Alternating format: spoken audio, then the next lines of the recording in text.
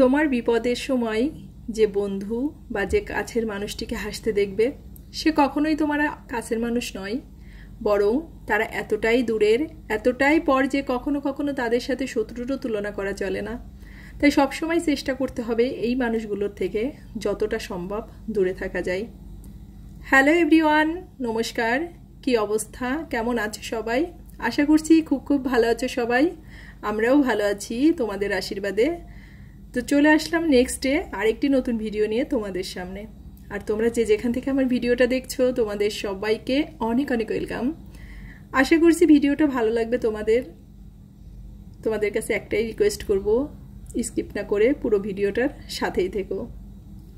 তো সকালবেলা উঠে যখন স্কুলটা খোলা থাকে প্রথম ডিউটি আমার এটাই হয়, বাসি রুমটাকে ঝাড়ু দিয়ে নিয়ে একটু জল ছিটিয়ে দিয়েছি। আর এখন ছেলেকে রেডি করে ভাইয়ের সাথে স্কুলে পাঠিয়ে দিয়েছি। এক্ষেত্রে বলতে পারো আমি একটু শান্তিতেই আছি, কারণ যারা শহরে থাকে বা ঢাকা থাকে তাদের যে এই যে কী যে একটা হ্যাপা, প্রতিদিন বাচ্চাদেরকে স্কুলে নিয়ে যাওয়া নিয়ে আসা, তা বাইরে পড়লে কোচিং পড়া, যাই হোক ভীষণই এগুলো কিন্তু কষ্টের। তো এগুলোর জন্য যদি কেউ থাকে একজন হেল্পিং হ্যান্ড তাহলে ভীষণভাবে সুবিধার হয়। তো ভাই যেহেতু আমার কাছে থাকে ওর পড়াশোনার সূত্রে, তো সে কারণেই আমার এদিক থেকে একটু সুবিধা হয়েছে। কারণ ওকে যখন স্কুলে পাঠিয়ে দিই তারপরে বাসায় তো অনেকগুলো কাজ থাকে, সেই কাজগুলোকে আমি এই ফাঁকে আর কি করে নিতে পারি। তো সকালের সব বাসি কাজ সেরে তারপর নাস্তাটাকেও বানিয়ে নিতে পারি ও স্কুল থেকে আসার আগেই। তো এদিক থেকে বলতে পারো যে আমার জন্য ভালো একটা সুবিধা হয়েছে। আর এই যে এখন হচ্ছে হাত মুখ ধুয়ে বাসি জামা কাপড়টাকে ছেড়ে ফ্রেশ হয়ে নিয়েছি। আর এখন সোজা যাব রান্নাঘরে। তো সকালে যে যা নাস্তা খাবে তাদের জন্য সেগুলো তৈরি করে নেব। আর আমি না কখনো কাজের ক্ষেত্রে কখনো কোনো অলসতা করি না। হ্যাঁ, আমি একসময় অলস ছিলাম বিয়ের আগে, তারপর বিয়ের পরেও ছিলাম অলস। তারপর যখন ছেলেটা হয়েছে তারপর থেকে অলসতা আমার অনেকখানি দূরে চলে গেছে। আর এখন সময়ের কাজটাকে সময়েই করে নিতে পারি, এজন্য সব কাজগুলোকে নিজে হাতে আমি করে নিতে পারি। আসলে সত্যি কথা বলতে কি জানো, আমাদের সময়টাকে আমাদের সঠিকভাবে ব্যবহার করা শিখতে হবে, তাহলেই জীবনে অনেক ভালো কিছু করা যায়। কিন্তু এই জিনিসটা আমি বুঝতে পারিনি, অনেক দেরিতে বুঝেছি। আসলে এখন যতটা পরিশ্রম করি, আগে যদি ঠিক এটা যদি আরও 10 বছর আগে আমি পরিশ্রমটা শুরু করতে পারতাম, সেটা স্টুডেন্ট লাইফে অথবা যখন হাতে আরও অনেক কিছু করার সুযোগটা ছিল, তখন যদি সেই সুযোগগুলোকে কাজে লাগাতে পারতাম হয়তো বা অনেক ভালো কিছু করতে পারতাম। হ্যাঁ, ভালো কিছু মানে এই না হয়তো বাইরে জব করলাম বা অন্য কিছু, সেটা না। সেটা মনে হয় যে আমি আরও অনেক কিছুই করে নিতে পারতাম জীবনে। তো অনেক বড় ভুল হয়ে গেছে, মনে হয় নতুন করেই যদি সব কিছু আবার শুরু করা যেত। আসলে এটা তো কখনোই সম্ভব না, তাই না?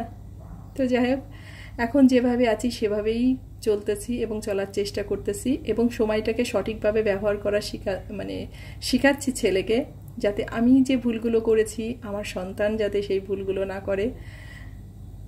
তো এটাই তো আসলে জীবন, আর এভাবেই আমাদের সব চলতে হয়। তো যাই হোক, এদিকে তো সকালে নাস্তার জন্য প্রিপারেশনটা করে নিচ্ছি। তো সকালে হচ্ছে আজকে ডিম পরোটা করব, আর ছেলেটার জন্য একটু বিরিয়ানি আছে ফ্রিজে। তো ওর পাপা কালকে এনেছিল, ও তো রাত্রে ঘুমিয়ে পড়েছিল, এই কারণে ফ্রিজে রেখে দিয়েছিলাম ওকে আর কি। ওটা গরম করে দেব, আর আমাদের জন্য একটু ডিম পরোটা আর একটু চা করে নেব। তো এটাই হচ্ছে সকালের নাস্তা। আর আমার তো অনেক ফেভারিট ডিম পরোটা, মানে এক নাস্তাই পুরো পেটটা ভরে যায়, আর অন্য কিছুর কিন্তু প্রয়োজন হয় না। তো এদিকে এখন তো আমি এটাই করি, সকালবেলা নাস্তার সাথে সাথে দুপুরের রান্নাটাও বসিয়ে দিই। তো আজকে ওই যে এই পাশে হচ্ছে ডাল বসিয়ে দিয়েছি, কারণ প্রতিদিন একটু ডাল না হলে চলে না। তো আজকে একটু মুগ ডাল রান্না করতেছি ঝিঙে দিয়ে। আর এদিকে হচ্ছে পরোটাগুলোকে ভেজে নিচ্ছি। তো স্বপ্নিলের পাপা ওইদিকে স্নানটা করে চলে আসছে, ও আর কি আর্নিক করতেছে। আর আজ 2 দিন ধরে আবার নতুন করে আর কি গ্যাসের সমস্যাটা হয়েছে। গ্যাস চুলাতে 10:30 11টার পরে থেকে এত পরিমাণে গ্যাসটা কমে যায়, সেই শীতের দিনের মতো হয়েছে। হঠাৎ করে মাঝে মাঝে কি হয় ঠিক বুঝতে পারি না। আসলে ঢাকা শহরে থাকা এখানে দিন যাচ্ছে যত তত বেশি আর কি অতিষ্ঠ হয়ে যেতে হচ্ছে। তো কিচ্ছু করার নেই, কাজের সূত্রে সন্তানের কথা চিন্তা করে এখানেই আর কি থাকতে হবে, এটাই। তো এটার থেকে বেরিয়ে আসারও কোনো সুযোগ নেই। কিন্তু তো ওইদিকে রান্নাটা তো বসিয়ে দিয়েছি, এক চুলায় হচ্ছে করলা ভাজি আর এক চুলায় ডালটা রয়েছে। আর এদিকে হচ্ছে ভাবলাম যে এই ফাঁকে একটু মাছটাকে কেটে নিই। আর স্বপ্নিলের পাপা ওই যে বললাম আর্নিক করতেছে, তো এখনও আর্নিকটা করে আসে নাই। সবসময় যদি ফ্রিজে মাছগুলো কাটা থাকে তাহলে আমার কাছে মনে হয় রান্নাবাড়া করতে বেশি সুবিধা হয়। তো আসলে কি হয়, মাঝে মাঝে ওই যে যখন বেশি পরিমাণে মাছটা আনে, আবার দেখা যায় যে স্নান করা হয়ে গেছে তখন স্বপ্নিলের পাপা মাছটা আনছে, তখন আর কি মাছগুলো কাটা হয় না। আর আজকে যে ট্যাংরা মাছগুলো রান্না করতেছি এগুলো আমাদের বাড়ি থেকেই পাঠিয়েছিল, তো মা আর কি কেটে দেয়নি, ওইভাবেই ফ্রিজে রেখে দিয়েছিল, তো সেটা আর কি কেটে নিলাম। আর এদিকে হচ্ছে স্বপ্নিলের পাপা নাস্তাটা খেয়ে বেরিয়ে গেছে, আর আমিও নাস্তাটা করে নিয়েছি। আর এখন ভাবলাম সকালে হচ্ছে এই যে মানে বিছানা চাদরটাকে চেঞ্জ করবো, আর বিছানাটাকেও আর কি বাসি বিছানাটাকে আর কি তোলা হয়নি। তো আসলে কি হয়, সকালবেলা আমি বিছানাটা খালি পাই না, কারণ হচ্ছে যে সবাই সকালে ঘুমিয়ে থাকে, আমি উঠে যাই। তো এটা আমি পরে আমার সুযোগ মতো আর কি করে নিই। আর এই যে এগুলো দেখতে পাচ্ছ, এগুলো হচ্ছে আমার স্বপ্নিলের দাঁত।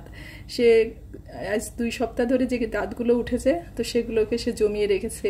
এর আগেও যখন প্রথম দাঁতগুলো উঠেছিল সেগুলো অনেক দিন আর কি রেখে দিয়েছিল, পরে আমি আর কি গোপনে একদিন ফেলে দিয়েছি। তো যাই হোক, আজকে খাটটাকে আর কি মুছতে যেয়ে দেখি যে এখানেও আর কি দাঁতগুলোকে জমিয়ে রেখেছে। তো ভীষণই আমার কাছে হাস্যকর লাগে, কারণ আমরা যখন ছোট ছিলাম আমাদের দাঁত পড়লে আগে কি করতাম জানো, ইঁদুরের গর্তে দাঁত দিয়ে দিতাম, আর বলতাম মানে ইঁদুরকে আর কি আমরা বলতাম যে তোমার দাঁত আমাকে দাও আর আমার দাঁত তুমি নাও, মানে ইঁদুরের মতো দাঁত চেতাম, শক্ত দাঁত, বুঝতে পারছো? এটা আমাদের একটা ধারণা ছিল ছোট থেকেই যে ইঁদুরের গর্তে দাঁত দিলে দাঁত অনেক শক্ত হয়, মজবুত হয়। আসলে এটা কোনো সত্যতার প্রমাণ নেই, এটা ছোট থেকে সবাই আর কি করতো, তাই আমরাও করতাম। তো আমি স্বপ্নিলকে এগুলো বলি, আর স্বপ্নিল আর কি খুব মজা পাই যে এটা আবার কেউ করে যে ইঁদুরের গর্তে দাঁত দেয়। যাই হোক, আমাদের কিছু কিছু ব্যাপার ছিল ছোটবেলায় যেগুলো ওরা শুনলে এখন জানলে ওদের কাছে এটা হাস্যকরই মনে হবে, তো ওটাকেই আমরা সত্যি বলে মনে করতাম একটা সময়। তো যাই হোক, এদিকে কথা বলতে বলতে আমি বেড কভারটাকেও চেঞ্জ করে নিয়েছি। আর এই যে আমার ছেলে, সে হচ্ছে এই দিক থেকে খুবই অলস, মানে মাঝে মাঝে সে কখনোই বইগুলোকে গোছায় না, আমাকে গোছাতে হয়। তো যেহেতু এক্সামটা চলতেছে, পড়াশোনার চাপটা বেশি, আর প্রতিদিন 2টা করে এক্সাম হচ্ছে, তো ওকে আর কি বেশি প্রেশারও দিতে পারি না। তো এই যে বইগুলো এইভাবেই আর কি পড়ে পড়ে টেবিলের উপর জমা করে রেখে দিয়েছে। তো এখন ভাবলাম যে টেবিলটাকে আর কি গুছিয়ে নিই, আর ও যে কোচিংয়ে যাবে ওর কোচিংয়ের ব্যাগটাকেও একবারে রেডি করে রেখে দিই। আর আমি রান্নাটা করে স্নান করে তারপর ওকে আর কি কোচিংয়ে নিয়ে যাব।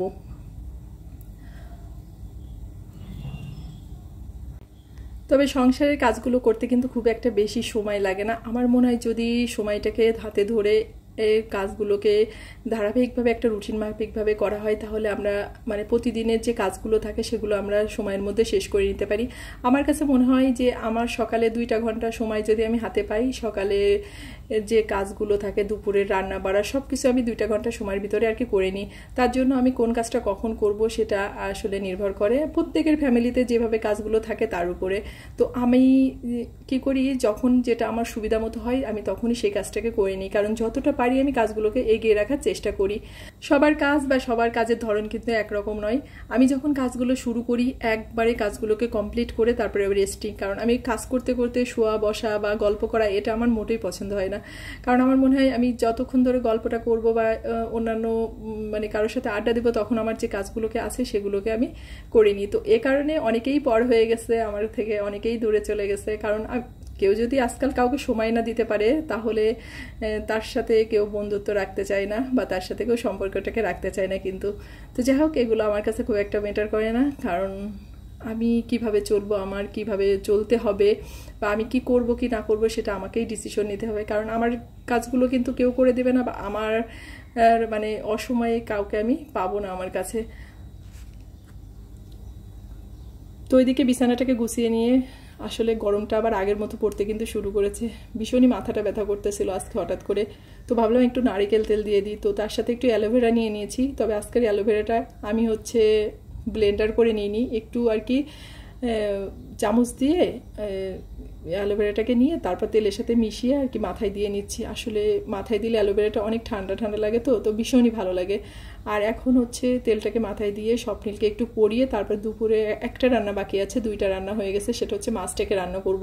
ভাতটাও আমার হয়ে গেছে, আর যেহেতু বললাম না গ্যাসটা কম, তো এই কম আছে মাছটা রান্না করলে খুব একটা ভালো হয় না, এই জন্য ভাবলাম ওকে একটু পরিয়ে নিয়ে পরিয়ে এসে তারপরে রান্নাটা করে স্নানটা করে নিব।